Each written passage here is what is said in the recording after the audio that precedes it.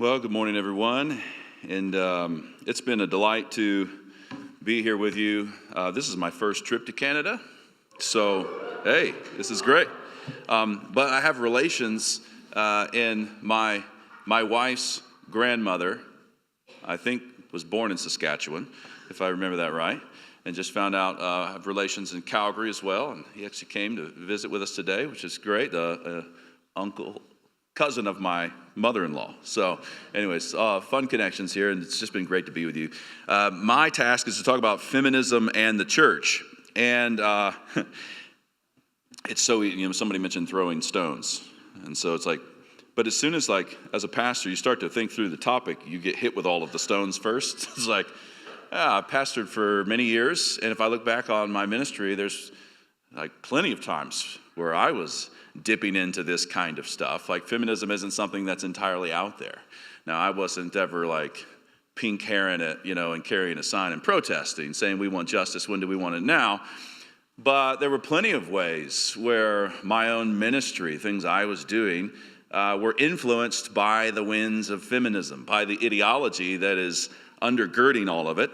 And so it's an encouragement to actually consider the topic and what we should do.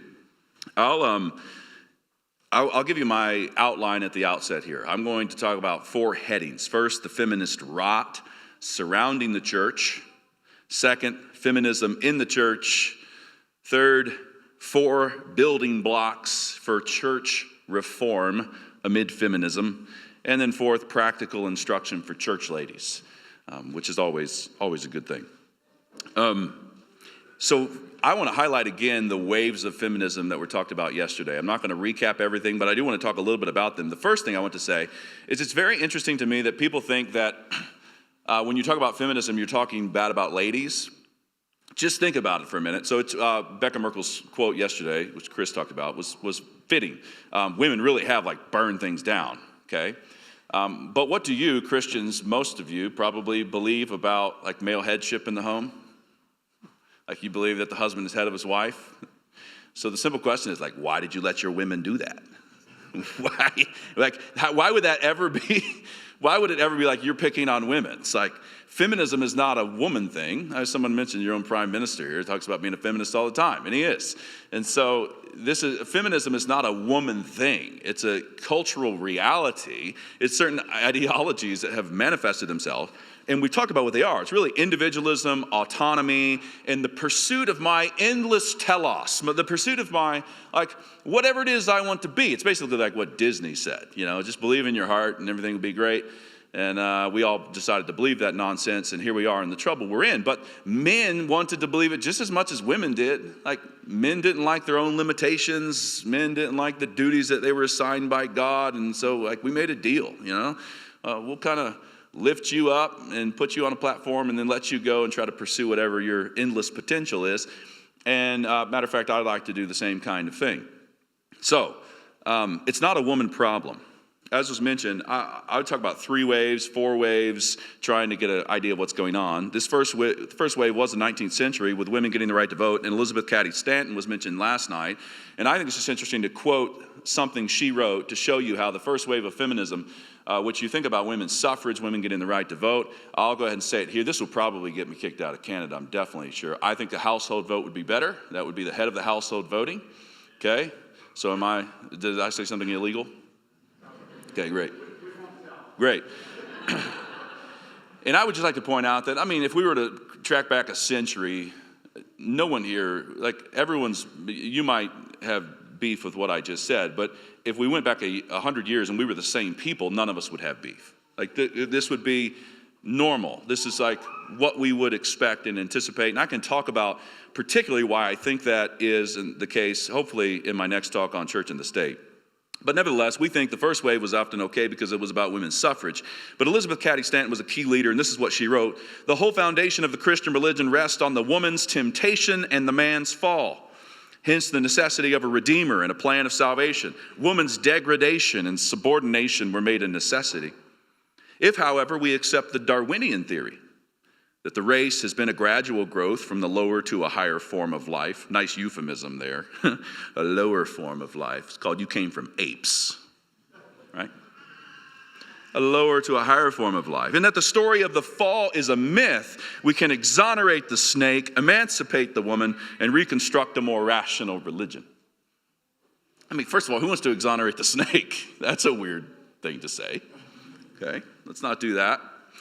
Second, I just think it's very interesting that Elizabeth Cady Stanton says, hey, women, we really want to lift you up. Instead of saying that you were created in the image of God and made a mistake, let's say you came from monkeys. Who feels better about that scenario? And the shoe really does fit. Feminism has a way of getting people to act like monkeys in the name of emancipating women. Margaret Sanger was another influential leader in this first wave of feminism. She founded the organization that would come to be Planned Parenthood, which in the name of women's empowerment slaughters thousands of them, millions of them every year. Then there's Kate Millett. She was a leader in the second wave of feminism in America. She was a homosexual woman who wrote books, held meetings, in which she had this very creepy and insightful call and response. Okay, so imagine you're somewhere in New York City in the 60s, it's revolution time, that kind of thing's going on. And the leader says, why are we here today? And the group replies, to make revolution. What kind of revolution? The cultural revolution. And how do we make cultural revolution? By destroying the American family. And how do we destroy the family? By destroying the American patriarch. And how do we destroy the American patriarch? By taking away his power. How do we do that? By destroying monogamy. And how do we destroy monogamy? By promoting promiscuity, eroticism, prostitution, and homosexuality. Now that's creepy. Because in the 1960s, it wasn't simply, the sexual revolution was not merely a matter of people deciding to do naughty things. There was a reason for getting the naughty things to happen. Because we wanted to destroy the American patriarch. And we knew we could do that by promoting these kind of sexual perversions. You're going to break down monogamy, and that will destroy his power. And they were actually right. If you look at Proverbs 31, what's it say about this godly woman? Her husband has no lack of gain. The woman who fears the Lord helps her husband in such a way that he has no lack of gain. And these crazy people in New York knew that.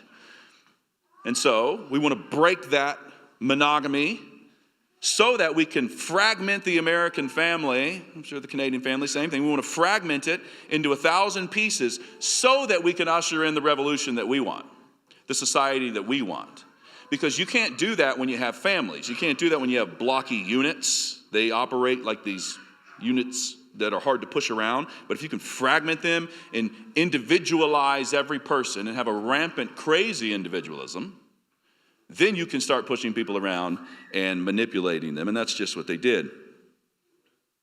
So, about the same time, 1972, the Gay Liberation Manifesto, right? Gay liberation. We want freedom. This is what they said themselves, 1972. Equality is never going to be enough. What is needed is a total social revolution, a complete reordering of civilization, including society's most basic institution, the patriarchal society.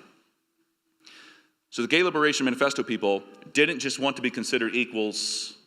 They didn't just want marriage like a Obergefell in the States. They didn't just want the right to marriage. They wanted to completely level the patriarchal society, the idea of father rule in the home, the idea of masculine leadership in society. They wanted to get rid of all of that, flatten it out.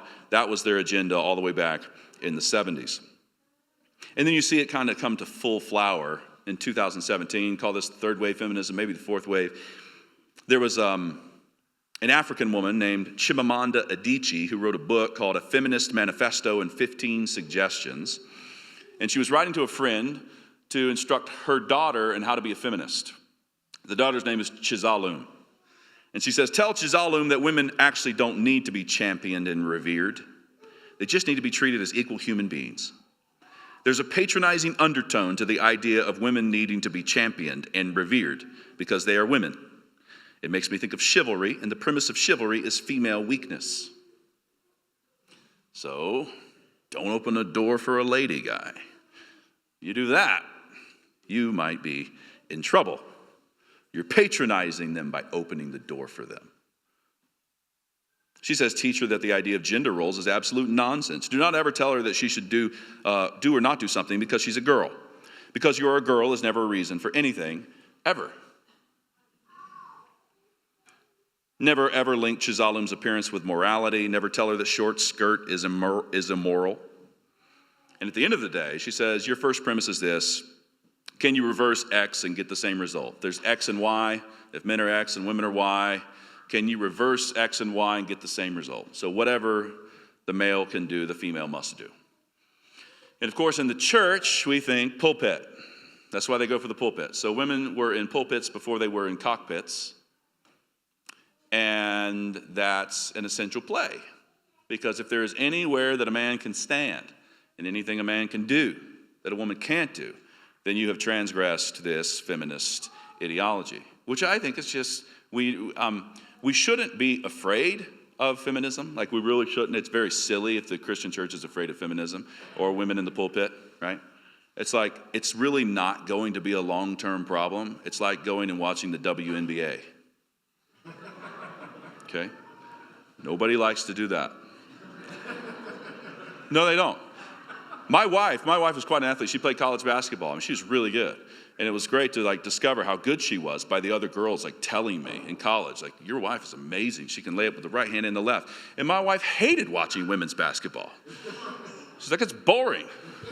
We're slower, we miss more shots. It's just not as interesting, okay? It's the same kind of thing with women in the pulpit. And we need to point out the folly of feminism. So, that idea, it became a thing maybe 4 or 5 years ago, at least in the States, where they started talking about chest feeding instead of breastfeeding. Well, because, anything you can do, we have to be able to do, ladies. And so chest feeding became a thing, like a man can do it. Well, no, he actually can't. So that's just so silly. Why would men can become pregnant? Well, no, they just can't do it. Now, our society, and this is about the church, but you have to understand what's going on in the culture. When Israel became Canaanized, they were in the land of Canaan, they became Canaanized. They became like Canaan. So it's very important to understand the cultural winds of our time. In the United States, about 3 or 4 years ago, they came up with this concept of drafting women into the military. And they actually considered the viability of doing this. They established a commission that went around and said, let's consider the viability of drafting women into the military. And a friend of mine named Mark Coppinger, who's actually teaching at New St. Andrews College, teaching philosophy this year for us, he was called to be kind of a witness, one of the community members who's going to speak to the commission of Congress about the viability of drafting women into the military. He said this: please don't suppose that this is a narrowly Protestant concern. Historically, women have not been drafted in majority Catholic countries like Italy and Ireland, in majority Orthodox countries like Greece and Romania, in majority Muslim countries like Saudi Arabia, Turkey, and Indonesia, in majority Buddhist countries like Cambodia and Thailand, in majority Hindu countries like India and Nepal, and yes, in aggressively secular France, whose 18th century revolutionaries introduced a calendar year with 1792 as year one to avoid honoring Christ with Anno Domini. The France marinated in the atheistic perspectives of Voltaire, Rousseau, Sartre, Derrida, Foucault, all of them. They didn't even attempt to draft women into the military. It's ridiculous. Imagine sons going home and be like, well, Mom, we were thinking maybe you could go. Okay. How did we get here? I mentioned Disney earlier, but consider all of these well-known phrases. Cinderella has been telling us for years, no matter how your heart is grieving, if you keep on believing, the dream that you wish will come true. I lived in Florida, so we just had to go to Disney because we lived an hour away from Orlando, and everyone, they would just be giving out all these free passes. And so I tell my wife and my children, Disney is where parenting goes to die. And we would go, and our kids, of course, are rock-ribbed, reformed little catechized children, so it's kind of fun. You bring them, and there's Mickey's doing his thing. Mickey's doing his thing up there, and all the princesses are dancing with the princes.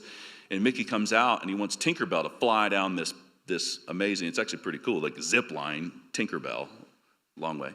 And it's all about, if you believe, so you've got to believe in yourself. If you believe enough, do you believe? And everybody's like, yeah, we believe. And my kids are like, we don't believe.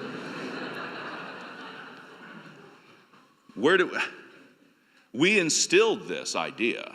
So you shouldn't walk around shocked, how did we get here? I can tell you how we got here. We got here because we taught our little boys to believe this. And the little boy grows up and goes, Dad, I keep believing in my wishes that I become a man or I become a woman. And you're like, well, you can't.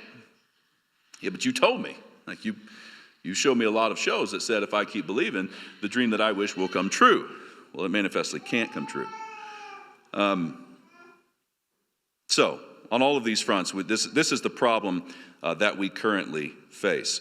Now, who has read, just by show of hands, Carl Trueman's Rise and Triumph of the Modern Self? Anybody? Okay. I highly commend that book. It's a very big book. I think he wrote a reduced version called Strange New World, which is probably good too. If you can slog through the big one, it will be very helpful. The key theme, he said, is, he said, if I were to tell my grandfather that I am a woman trapped in a man's body, he would just respond with a horse laugh. He would just laugh in my face. And he said, but we don't. And it's not because we're afraid of political correctness. We're not afraid of what people might think. It's deeper than that. He says, we're basically all trans now. We all have trans instincts when it comes to how we conceive of the self. The idea is the inner me is the real me, my inner identity, and I have a duty and obligation to express that to you, and you have a duty and obligation to recognize it. And if I were to lose that concept of the self, I would lose everything about the self. I am an individual. I have my own inner special identity that I need to express to you. And he shows how basically institutions used to be platforms or used to be entities that would shape and mold the people who went to the institution. And now in this new concept of the self, institutions have become platforms upon which we express ourselves. And so we do this in college. I love this. I'm the dean at New St. Andrews College, right? And we have one track. It's a liberal arts and humanities program. You're going to read Thucydides, and you're going to read Herodotus, and you're going to read Augustine's City of God, and you're going to read Aristotle's Rhetoric. And you have no options. We give you a few electives, right? But there's no various programs. And people start to ask, right? What if I want to particularize in something? Well, that's great. There's people that do that. But this is a blocky institution that's designed to form and shape you. This is the beauty of a dress code, right? I teach at the high school as well, and I tell the seniors, look at all of you. You all look the same. Do you know why we do dress codes, right? To suppress your individual expression. We don't care. We do not care. I'm joking, right? But do enough of that on Twitter and Facebook or Instagram, or be real is now a thing that the kids do. Be real. I said we call it be fake. You post about your life in the moment, what you're doing. You go and do something so you can post it on Be Real and whatever. But we have to recover a corporate. Trueman has a wonderful line where he says, we used to dance in formation, right? So you go to a public dance and there would be some kind of form that everyone was following together, a group dance. You got a line dance down in the South, it can be whatever it is, the Grand March, whatever these things are. And he goes, but we've lost, what do we do now? What's the dancing like? Well, you gyrate at each other in a nightclub. You used to dance with each other, now you dance at each other. It's always, everything about our society has bought into this idea of my rabid individualism and the duty of society to make sure I'm put on an equal footing with every other human and then let go for me to pursue whatever it is that I want to pursue. But nature itself is against this idea. A writer named Anthony Esselin once said, when the European missionaries came to the New World to evangelize the natives, they did not find creatures of a different species. They found human beings, male and female. They did not find any tribes in which the women met in council, hunted the large animals, smoked the peace pipe, trained up their daughters in savage displays of physical courage and endurance, and established elaborate hierarchies of honor. None of the women were doing that. They found men and women. That is what you will find wherever you go in the world. Okay? One more kind of introductory first point. This is Chesterton again. He said, if I set the sun beside the moon, and if I set the land beside the sea, and if I set the town beside the country, and if I set the man beside the woman, I suppose some fool would talk about one being better. We're not talking about one being better. That's dumb to even think like that. No, we're talking about distinctions that God himself has made, that God himself has placed upon us. They're just given, okay? The kind of insanity that we've gone with the way that we're now, like, violating children with surgeries and all of the chaos, the insanely wicked things we're doing, are because of all of these bad ideas that have been around for a very long time. Very simple one. I just ask students at NSA sometimes, I said, do any of you remember like pre-womb? You remember waiting in line to be born? Kind of like selecting your parents, selecting your gender. Do you remember doing any of that? No, you didn't. Because these things are just assigned. I mean, how could God do that to you? You didn't even get a choice. Oh, here we are. This is the world that God has made. Now, second heading, feminism and the church. With that background of feminism, how is this kind of seeped into the church? Well, it's individualism, and it's the free pursuit of our potential. Let's start with the pulpit. Women in the pulpit, that kind of thing happens. But I don't have much to say about it other than it's wrong. It seems wrong. There's plenty of Bible. I'll just give you one Bible, 1 Timothy chapter 2, verse 12.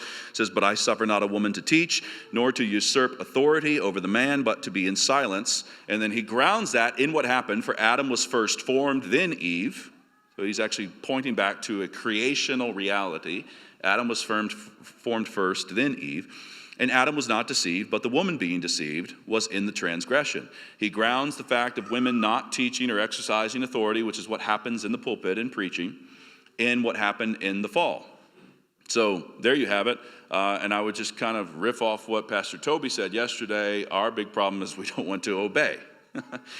We mentioned yesterday, somebody said, well, women getting in the pulpit is like the camel's nose getting under the tent. And I said, well, I just call it the camel being in the tent. The camel being under the tent. If that kind of thing is happening, then the whole camel's already under the tent. You can't have women preaching because the Bible says not to. And if you want to come up with you want to be mindful of the context and the contours of the text. It's like, well, even if you're mindful of the contours of the text, you know what it says? It says women can't teach or exercise authority over men. They just can't. So, but we don't only have a problem with women in pulpits. We have a problem of women in pulpits of both sexes. That means effeminate men. A joke that I think went over most people's head. Great. Soft, effeminate messages. Those that you're going to find all over the place. And particularly, not only soft, effeminate messages, but I want to make this a little bit deeper, and this is kind of getting into our territory, so we can't just point the finger at people, but think about what's going on in our own context. Sermons particularly that focus on the individual and that are not covenantal. Okay? So is it my job as a pastor to be some kind of life coach for you as an individual? The answer is no. No. Sermons by definition are covenantal. God has condescended by way of covenant. He has called out a particular people from the world, the Israel of God. He did this in the Old Testament with the people of Israel. He's done this in the New Testament with the New Covenant people, the temple of God. And that message is to you all as a corporate body, as the people of God. Yes, there's always going to be individual application, and God will deal with you as an individual through the sermon. But the sermon itself is not designed to address your particular individual problems as you navigate your life. It's designed to be a covenantal revelation of God to his covenant people, into which the Spirit of God works upon the individual. But the very preaching of the word should be mindful of people as a covenant people. And when you come to hear the word, you should be mindful of it, that you are coming as a yoked people, a covenanted people, the people of God. This word has something to say to all of us, not only something to me as an individual. So that's sermons. The second application is songs and the songs that we sing. So this is where I mentioned my own kind of past. I used to be the worship leader of a big church. We were rocking, we had the drums, lights down, and I was 20, 21. And the problem is I went to seminary, and my first course was in Jonathan Edwards. And so all of a sudden I start like changing some songs. The guys are getting a little nervous, throwing in another hymn, working in another hymn. And the guys are like, take it easy now. And all of a sudden I was like, the really like flashy backgrounds that we put up there on the screens, why don't we just go black? Just make those black. And like, well, it's got into Jared. It's like Freedom of the Will from Jonathan Edwards has gotten into Jared. And the songs were all beginning to change. And I realized the vast majority of songs, even the modern hymnody, the modern hymnody movement, they all had this very clear theme. They were speaking to me as an individual as I navigated the difficulties of life. And that is biblical, so I'm not saying they're bad songs. I'm just saying that's the only theme that was struck. It's like everyone was like, I walk through this darkness and Jesus is with me. I walk through the valley of the shadow of death and Jesus is with me. He is my help. He is my light. He is my salvation. He will see me through all of my trials and my difficulties and my sufferings and my sorrows. And that's great. That's in the Bible. But if that's the only thing in your diet, then you are being steeped in this idea of my individualism and my endless potential that the Lord will help me to realize. And then you open up the cantus, and it's like Jesus Christ will come and strike down kings in the day of his wrath and stomp them into blood, strike them with a rod of iron. And if you have the modern sensibilities, how can I even connect to this song? Didn't say any, I didn't even use like the first person singular in the song.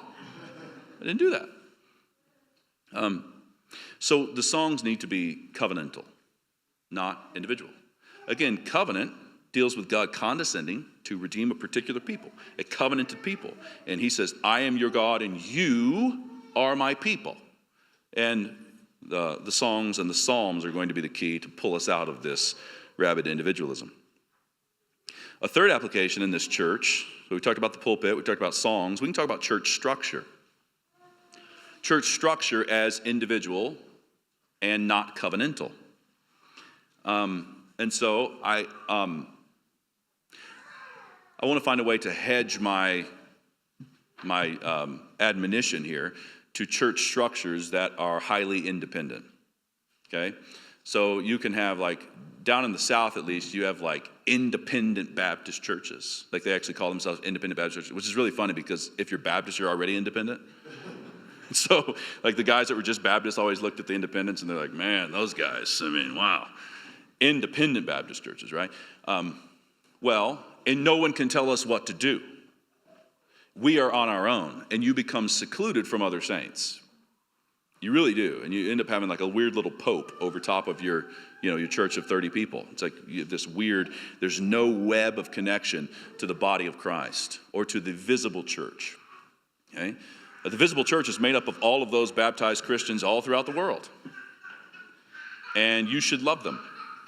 You should love them. Like, but what if they're different? Like, what if they're like Anglican or Episcopalian or Lutheran or Methodist or Baptist or Presbyterian? Yes, love them, And then be a part of a church that is actually in fellowship with them, mindful of them, and even growing that there's going to be some kind of genuine structure that I'm in where we're webbed together with others. If you're in isolation, that is the very individualism that undergirds feminism, and then we can go wherever we want to go and people can't tell us what to do. Fourth, worship as individual and not covenantal. So this is closely associated to the idea of the preaching.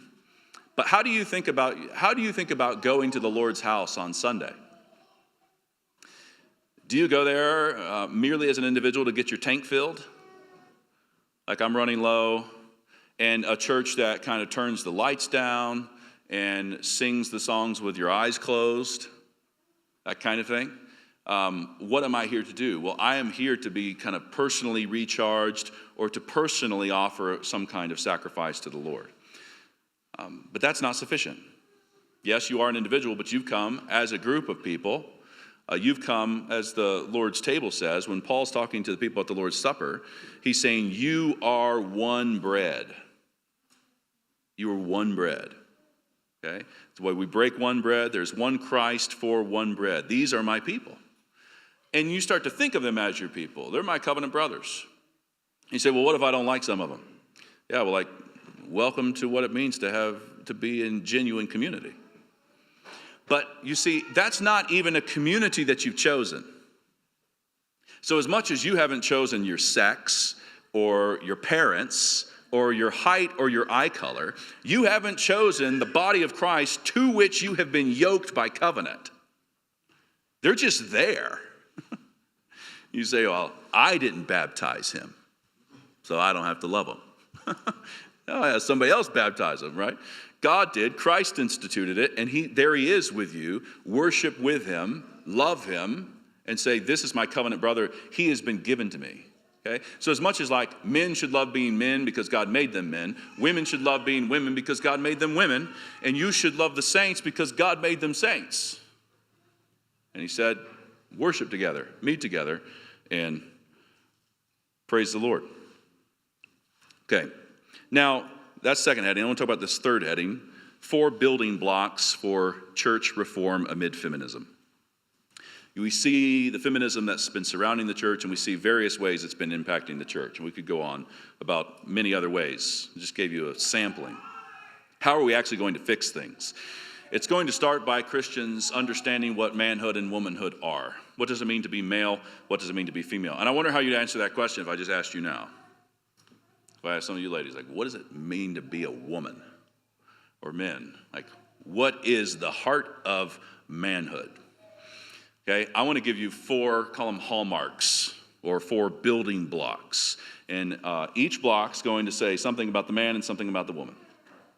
Okay? The first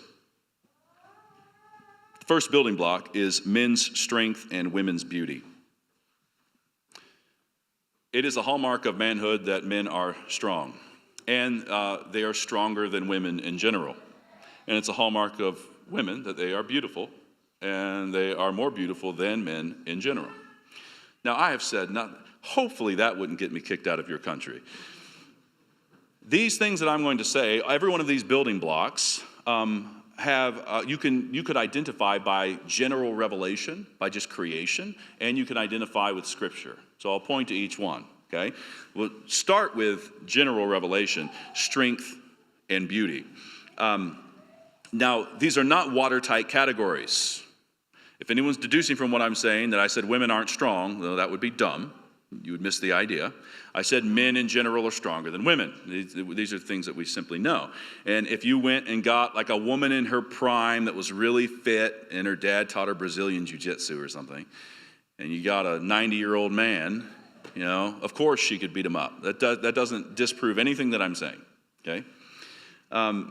That commission that was considering the viability of drafting women into the military, and my friend Mark Coppinger was on the panel.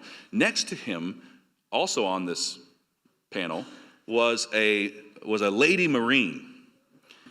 And she looked like a tough gal, right? I mean, she looked like a gal that could make it through basic training, no problem. And it was very interesting because she was also against the proposal.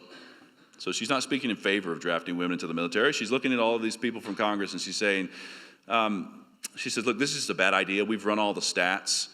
Mixed sex platoons consistently perform at a lower rate than male-only platoons. Women get injured more.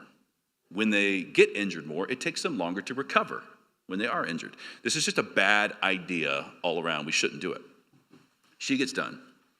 And one of the ladies from Congress leans into the mic and goes, ma'am, thank you for your comments, but it does seem like some people might interpret what you're saying to mean that men are stronger than women. And the poor tough Marine lady was like, yeah, that's what I'm saying. Okay? Men, we know this, right? We categorically know that women are prettier than we are. This is who they are. This is how God made them. Okay? We see this in 1 Peter 3. So I won't read the whole text, but you can look at 1 Peter 3. And the Apostle Peter is wooing women to godliness by saying, don't let your adorning be external, but let it be that inner hidden person of the heart, which in God's sight is very precious. Now, I'll give you a side note here. I don't think that means women shouldn't wear any jewelry at all or do their hair, or women should let themselves go. Nobody wants that. It's internal beauty first and foremost that expresses itself in external beauty. We understand the priority. But understand what Peter's doing. He is wooing women to godliness by talking about how beautiful and lovely it is. This beauty, and this is where this puts me in a weird camp for people. So ontologically, we are both created in the image of God, but ontologically, we are not identical. Okay? This is important to see. Some have reduced male-female distinctions to mere roles. Right? Like if I held up a baseball, that's a man, and I held up another baseball and be like, well, we're absolutely identical. We just serve different functions. It's like, no, that's not it. So men are stronger all the way down, body and soul. Women are more beautiful all the way down, body and soul. Okay? I do love this one, and I'll stand here. I'm sure people want to, this would be one to debate and have fun conversation with, but I've looked at NSA students. I think women generally, categorically, have more beautiful souls than men do. Everyone's like, what? It's all the way down kind of thing. That's what Peter's doing. He's saying adorn that inner person of the heart and make it beautiful. And then let it express itself in this external beauty. So you should aim at this. Men should aim at strength in the church. Women should aim at beauty in the church. And there's all sorts of work that needs to be done. If you were to just kind of think about the beauty of, say, church buildings in the United States and Canada, that's a wretched business. I mean, they are ugly. Let's be honest. Like, they're ugly. Generations past have done much better at cultivating beauty, and we're not strong either, so we need those kind of categories. A second building block, exhorting fathers and nursing mothers. I'll give you this from the text first. It's 1 Thessalonians 2. The Apostle Paul is writing, and he says, we were with you like nursing mothers, like a nurse with her children, okay? Which is another testimony that it's not watertight categories.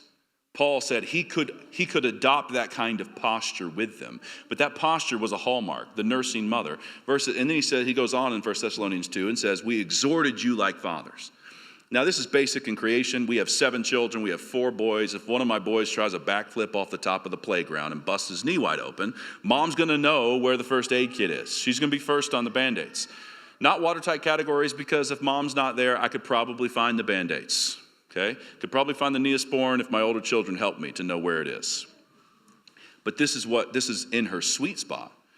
And that same boy, when he's there with a bloody knee, I, as dad, I'm probably going to say something like, son, go out and try it one more time. You almost stuck the landing. Like, this is it. Okay? And we should cultivate this kind of thing. Doesn't mean we don't want strong women. We do want those women. There's a misplaced virtue in the Spartan women. I wouldn't look to Spartan women as kind of like the hallmark of what womanhood is. But one of the things, it was kind of like a misplaced virtue that they had right. They would look at their men with their shields, and the shield was to protect their fellow man in battle. When they went off with their shields, the women would look at the men and say, come back with your shield or on it.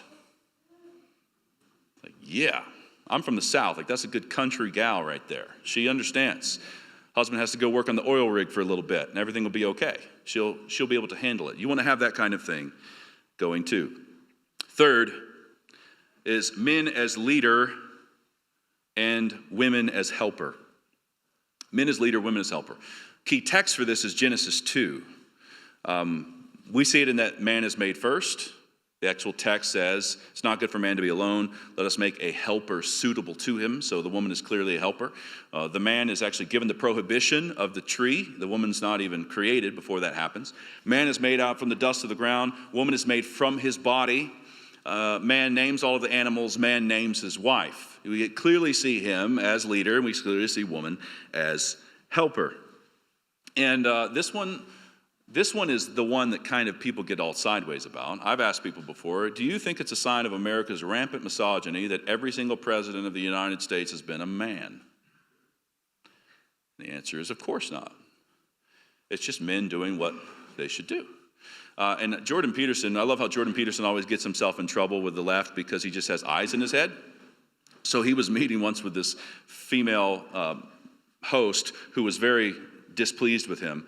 He was making the simple point that if you look at like the high-powered CEO types down in the cities, He says they're all men. It's like 90% men, okay? And the woman was very offended. And he's like, Peterson, he's not even a Christian. He doesn't have arguments. He's like, I'm not saying women can't do it. I'm just saying they don't naturally do that kind of thing. You have to be very tough. You have to be very strong. You have to be very forceful and aggressive. He's like, you'd probably do a great job. You seem pretty aggressive. Okay?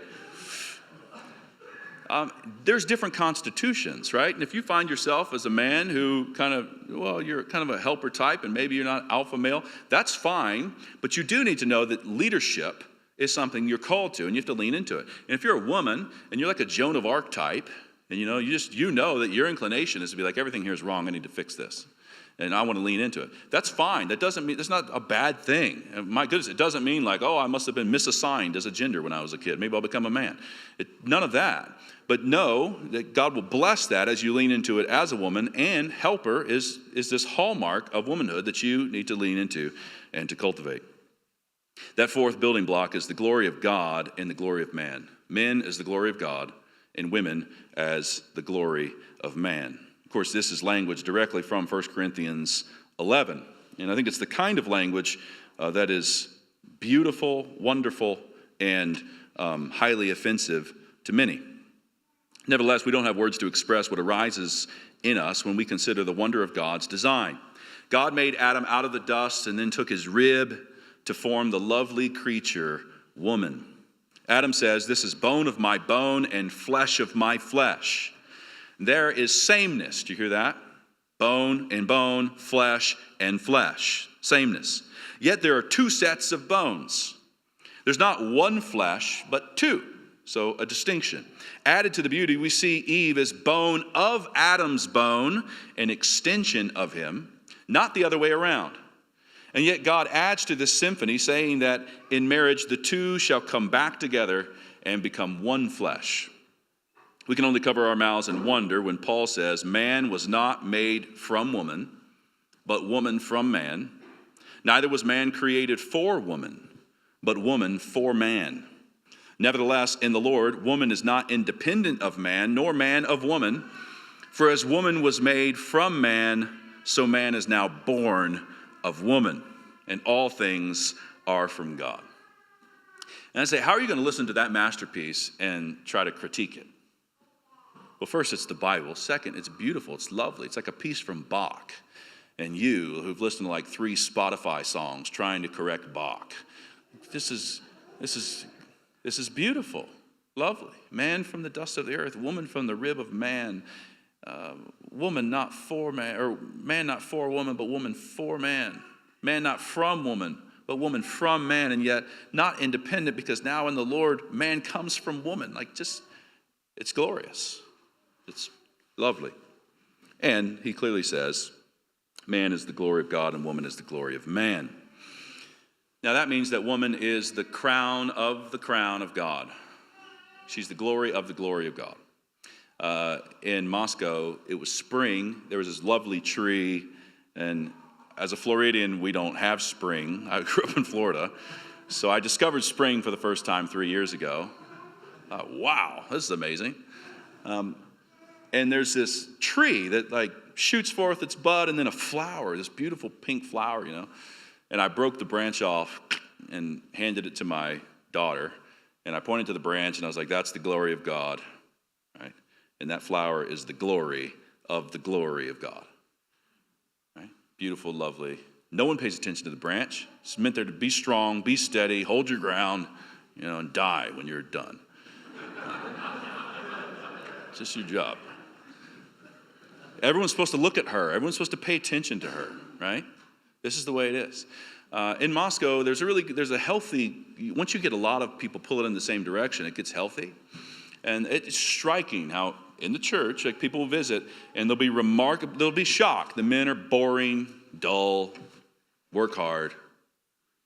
The women are glorious, intimidating to many other women. They come like, my goodness, I didn't know that you could do the sourdough thing and the Latin at the same time. That's kind of crazy. How'd you do that? Okay. The glory of God and the glory of God.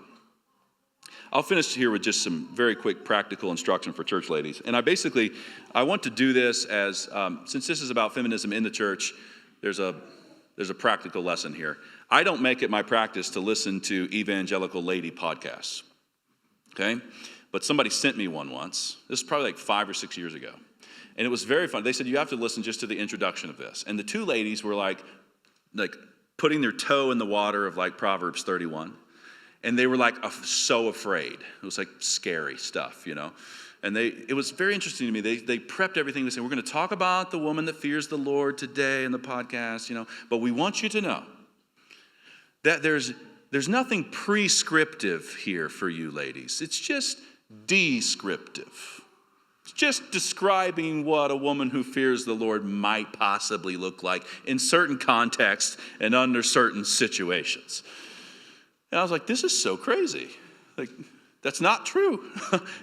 It is prescriptive. It's telling you this is what the godly woman is like. And why in the world will we not teach ladies that? Like, you know, like godly ladies want to know when they miss the target. So, hey, you missed to the left.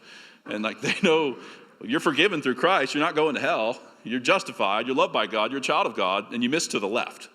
That's what they want to know. And we have no problem teaching men that. And they become better because we teach them. But why wouldn't we do that for women? So this is going to be rapid fire. Okay. Proverbs 31, 10 through 31. I won't read the text. You're probably familiar. I want to talk about her happy labor and then her joyful reaping. So think of her labor, 8 labors. I'm going to give you 8 works that she does. And I'm going to give you 6 fruits that she reaps as encouragement to church ladies, direct teaching as we see the church reformed. Okay? Noting at the outset, this isn't one of her labors, but her labor is happy and her labor is extensive. So particularly in the reformed world, sometimes it can get dark and weird. The women can be a little drab. You know, it's like, well, I just have my little space. You know, nothing about Proverbs 31 signals that kind of thing. She doesn't have just one little slice of the pie. Have you ever looked at all the things that this lady does? She's a clothes designer.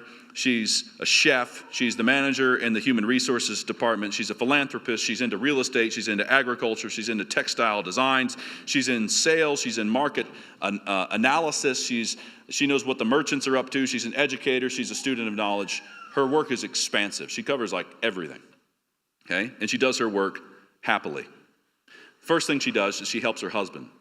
Verse 11 says, he will have no lack of gain, like real gain. This woman who fears the Lord is actually a benefit and a blessing to her husband. The feminists knew it back in the 1960s, and we should know it. And we should look for a real practical benefit that she has rendered to him. Second, she keeps her house. Verse 27 says she looks well to the ways of her household and does not eat the bread of idleness. That actually takes a lot of work. Like it was actually a good idea to have home economics back in school, because it's like running a base with all of the kind of maneuvers and decisions that have to be made to make sure that the home is operating. Third, she shops well. Verse 14 says, she is like the ships of the merchant. She brings her food from afar. That means runs to the grocery store. That means she knows about unit prices. She knows when they do the buy one, get one, whether they've jacked it up 3 times and then giving you a buy one, get one. Honey, I got a buy one, get one. It's like, great. But, it's like $37 for a bag of potato chips. So she shops well. Fourth, she's a good cook. Verse 15 says, she rises while it is yet night and provides food for her household and portions for her maidens. It's always, my favorite is like the premarital counseling where, like she's gearing up, she's a little nervous. She knows it's like D-Day. It's like the D-Day invasion. You're about to have to cook all of these meals, and mom has done most of it, and I know a few recipes. And you find, my goodness, it's just constant work. My wife just told me the other day, like given inflation, she's like, basically, if we're going to eat on any kind of budget, I will live in the kitchen. Just working, just cooking all day long, those kinds of works. It's a huge part of the job. Fifth, she dresses herself and her household nicely. Verse 13. She seeks wool and flax and works with willing hands. Verse 22, she makes bed coverings for herself. Her clothing is fine linen and purple. So I said we have 7 children.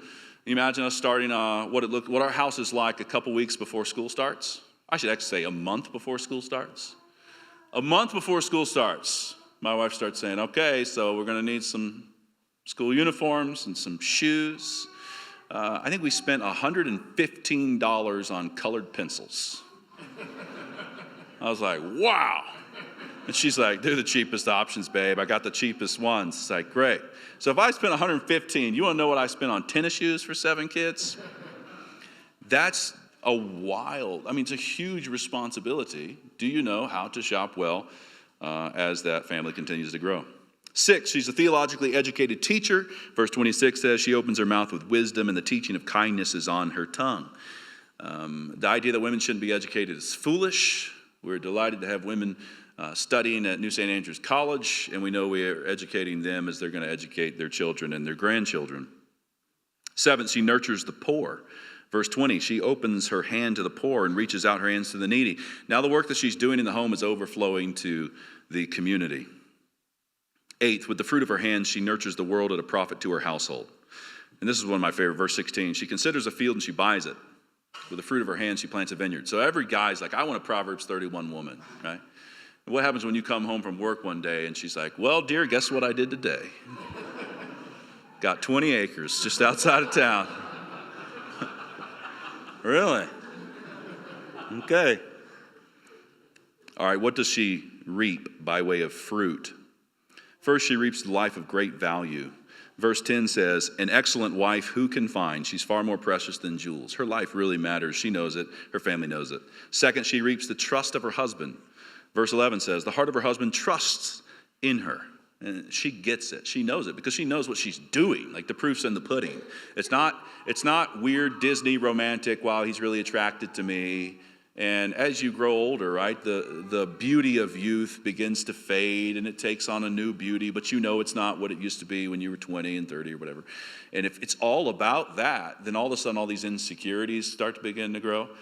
But no, because the lady in her 50s, 60s, 70s, like she's far better at all of these things, being a help to her husband than she was back in the 20s. She knows it and he knows it. And there's great love because of what a blessing she's been to him.